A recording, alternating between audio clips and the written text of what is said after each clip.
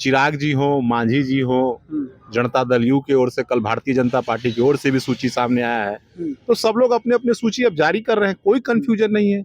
NDA में सब कुछ ऑल इज वेल है। कंफ्यूजन तो महागठबंधन में है। कहाँ अभी तो कोई सूची आया है? तो बोल रहे हैं कि नथिंग ऑल इज वेल।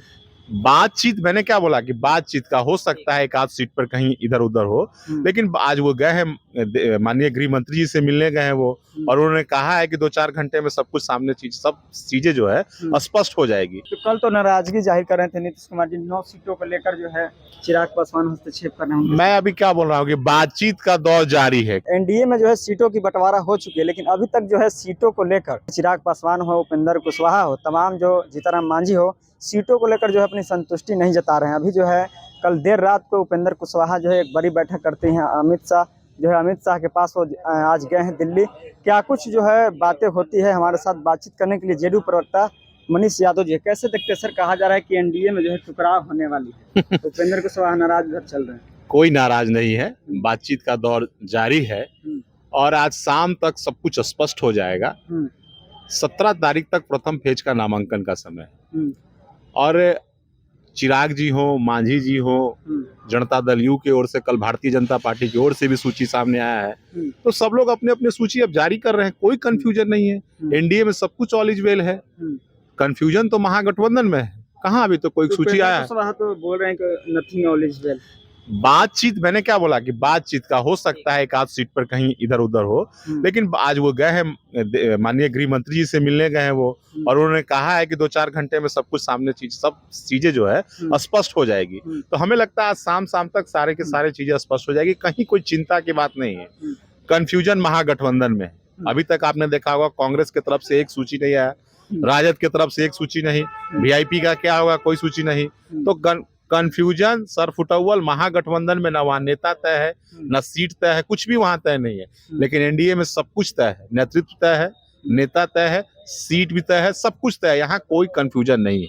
तो कल तो नाराजगी जाहिर कर रहे थे नीतीश कुमार जी 9 सीटों को लेकर जो है चिराग पासवान हस्तक्षेप कर रहे हैं। मैं अभी क्या बोल रहा हूँ कि बातचीत का दौर जारी है, कहीं कोई नाराजगी नहीं है, बातचीत का दौर जारी है और आज शाम तक सारी चीजें स्पष्ट हो जाएंगी। एनडीए में कोई फुट नहीं, कोई फुट नहीं है, ऑल इज वेल है। कहीं कोई वो बयान दिया है क्या? कोई बातचीत का दौर जारी है और शाम तक स्पष्ट हो जाएगा। कंफ्यूजन सरपुटअव्वल महागठबंधन के भीतर है। एनडीए में सब कुछ ऑल इज वेल है, सब कुछ ऑल इज वेल है। सरकार इस पर बन जाएगी। ये तो कोई कहने वाली बात है, कहीं रुकने जा रही है क्या? फिर से नीतीश कुमार जी हैं और चुनाव के बाद भी नीतीश कुमार जी ही मुख्यमंत्री बनेंगे, इसमें कहीं कोई कंफ्यूजन नहीं है। चुनाव से पहले तेजस्वी यादव भी आरोप लगा रहे हैं कि हमारे ऊपर जो चुनाव से पहले अमित शाह 1 महीना पहले बोल कर गए हैं कि चुनाव इस बार नहीं लड़ने। अच्छा, ये इमोशनल ड्रामा बंद करें उनका ये मामला कोर्ट में 2017 से चल रहा है। किसको ठगने का प्रयास कर रहे हैं भाई? कोर्ट में मामला आपका जा रहा है, आप हर महीने वहां हाजिरी लगाने जाते हैं, आप पूरा परिवार। अमित शाह का उसमें क्या रोल है भाई? आपके और कोर्ट के बीच का मामला है। अमित शाह जी कहाँ से बीच में ले आए भाई? आपके पिताजी। अरे भैया, मैं बोल रहा हूँ 2017 से ये मामला चल रहा था। उसी समय क्या हुआ है, कोर्ट में मामला गया, 2017 से मामला चल रहा है। आपके पिताजी रेल मंत्री थे, होटल का टेंडर दिए, हेर फेर करके उसके बदले में पटना में जमीन लिए। तो आप जानिए, और आप और कोर्ट के बीच का मामला, उसमें अमित शाह जी कहाँ से आ गया भाई? अमित शाह जी कहाँ से आ गए? आपके पिताजी गड़बड़ किए, टेंडर होटल दिए गलत तरीके से टेंडर करके, अब बदले में जमीन लिखवाए पटना में। तो आप लीजिएगा रुपया, जमीन लीजिएगा तो भुगतेगा दूसरा कोई, या आप ही भुगतिएगा? नुकसान होगा इस बार किसको? नुकसान क्या होना? उनके पिताजी को ना लालू नीतीश जी हरा है 2010 में। उनके पिताजी 2010 में राष्ट्रीय जनता दल को 22 सीट प्राप्त हुई थी, प्रतिपक्ष के नेता बनने पर संख्या प्राप्त नहीं थी। जब पिताजी हार रहे हैं तो बेटा कहाँ कोई लड़ाई में है? कहीं अपने राघोपुर गठबंधन का क्या हाल होगा इस बार? हम तो बोल रहे हैं कि प्रतिपक्ष के नेता नहीं बन पाएंगे, ये अपने चुनाव जीत जाए राघोपुर से, यही बहुत बड़ी बात होगी। राघोपुर से नॉमिनेशन करने जा रहे हैं भारी दल के साथ, तो करे, उससे क्या दिक्कत है? चुनाव जीतेंगे तब ना। नॉमिनेशन तो ढेर लो, निर्दलीय नहीं कर रहा है क्या? नहीं बचा पाएंगे। निर्दलीय वहां नामांकन नहीं होगा क्या?